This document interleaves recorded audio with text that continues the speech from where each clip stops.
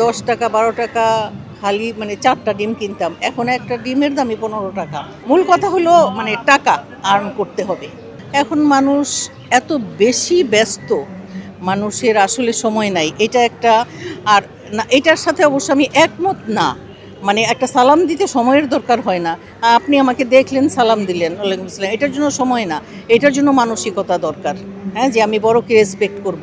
আমি বড়কে রেসপেক্ট করব, তাইলেই না তারা আমাকে স্নেহ করবে।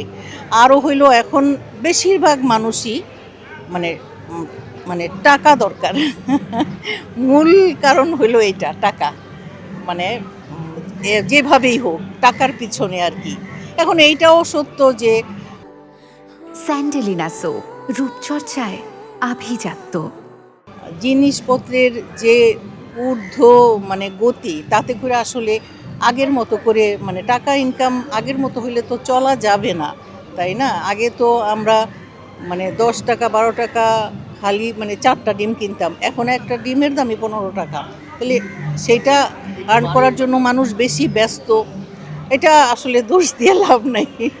এটা আমিও বুঝি, আপনারাও বুঝেন। মূল কথা হলো মানে টাকা আর্ন করতে হবে, টাকা আর্ন করতে হবে এই। তবে এটার জন্য সম্মান, শ্রদ্ধাবোধ এইসব ভুলে গেলে চলবে না। এটা ভুলে গেলে মানে আমার কোনো ক্ষতি নাই, আপনার ক্ষতি। মানে যারা সম্মান দিতে পারছে না, একটা সালাম দিতে পারতেছে না, তাদের ক্ষতি। হয়তো আমি কিছু বলি না, আরেকজন আরেক সময় বলবে। হ্যাঁ, কিন্তু এটা ঠিক না আর কি। অনেকেই করে এরকম, যে একটা সময় হয়তো ছিলাম একা, তারপরে মানে সন্তান, তারপরে নাতি নাতনি, এ তো পরিবর্তনশীল।